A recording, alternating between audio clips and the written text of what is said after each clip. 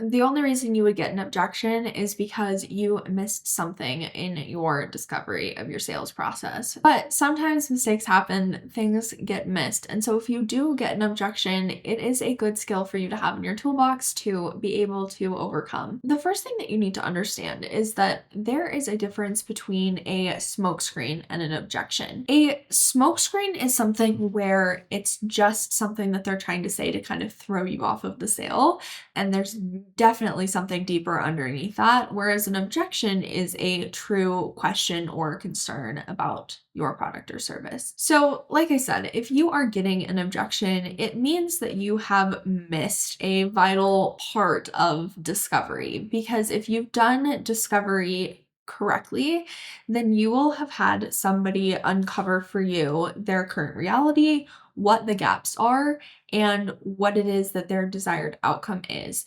And they will have already sold themselves to you. So when you get to pitching and closing and somebody hits you with an objection, you need to understand that this means that you missed something. This doesn't mean that they don't want the service. What this indicates is a lack of clarity and understanding as to how your product or service is actually going to produce their desired result. So, regardless of what they say, whether it's, I need to think about it, I need to talk to my spouse, this isn't a good time, I don't know if I can afford it, no matter what they say, what they mean is you missed something. So, when it comes to handling objections, regardless of the objection that you get, whether it's a smokescreen or an objection, this is what you're going to say. Tell me more about that. By adopting this inquisitive tone, you are, number one, not acting like they punched you in the face by giving you an objection, because the worst thing that you can do is allow your body language to shrink and to act afraid when you get hit with an objection. So an objection is not a no, it's an opportunity for you to dig deeper.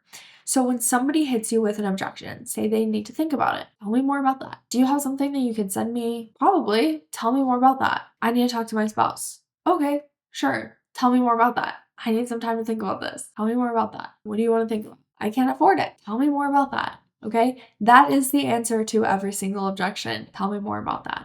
Because what they will then do is expose themselves one way or another. If it's a real objection, they will explain it.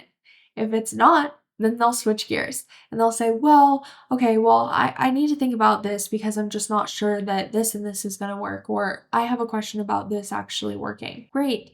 Now we've uncovered the real objection. So my question is always, tell me more about that. Because if somebody is telling me that they need to think about it, or they can't afford it, or this isn't a good time, if I've gone through and I've touched on every facet of discovery that I needed to, and I ask them my transitional question that brings them into closing themselves, then this is telling me that there's something that I missed.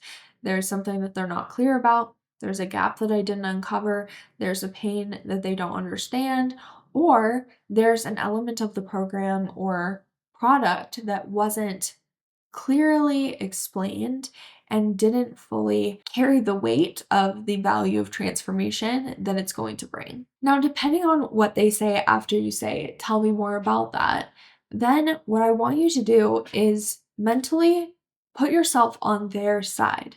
So it's not you against them. It's not a chess game. It's not you needing to maneuver or force them into a sale. You want to put yourself on their side, because you already had a whole conversation with them where they explained to you why they need your help. They explained to you what they're struggling with right now. They explained to you what it is that they actually want to have. And so you know at this point that you can help them. So instead of being a tug of war where you're trying to pull them into your program, instead, I want you to mentally place yourself at their side and think about how you can solve this problem together. Is it a piece of information that you can give to them? Is it insight that you can share? Is it lending an ear because they didn't really unpack all of their issues all of the way? You can give that to them. If this is a money issue and there's a payment plan that you can work out, you can help them set that up. Anything that they might have, any concern that they might have, can be solved by you giving them something, you helping them with something, you putting yourself on their side and helping them to get the information that they need to be able to make the purchase decision. And this is going to be a lot easier for you if you identified which type of buyer it was that you were speaking to at the beginning of your conversation. If this is an analytical buyer, the way that they need this information given to them is going to be different than an expressive or an amiable buyer. And so what you need to do is learn to assess who it is that you're speaking to right off the bat, so that not only can you make sure that you're getting to the root of their current reality, of their problems, and what their gaps are, but also that you know when it comes time to craft your pitch and when it comes time to, if you miss something, handle an objection, then you know how to handle it and how to create a resolution for them that is going to be activating and supportive to their psychology, to the things that they care about. Because the concern that they have, if a driver buyer tells you they can't afford it, it means that they don't see the value in it. If an analytical buyer tells you they can't afford it, then they don't see the ROI.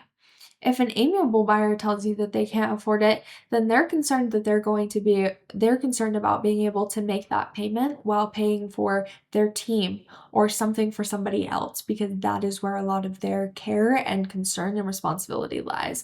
So again, the thing that people care about and what their concern actually is going to depend also on the type of buyer that they are. So if you've made that assessment, you can put yourself on their side of the table and say, tell me more about that. Let's work through this together. Then you can come to a solution that is going to work for both of you, and you can both walk away feeling really good. You won't feel like you forced them into anything, and they feel empowered to make that purchase decision because you gave them the information that they need based off of their psychology. So I hope this video was helpful for you. If you have any questions, be sure to drop them in the comments below or DM me. My DMs are always open for a good little voice note chat. So be sure to subscribe to the channel, and I will see you in the next video.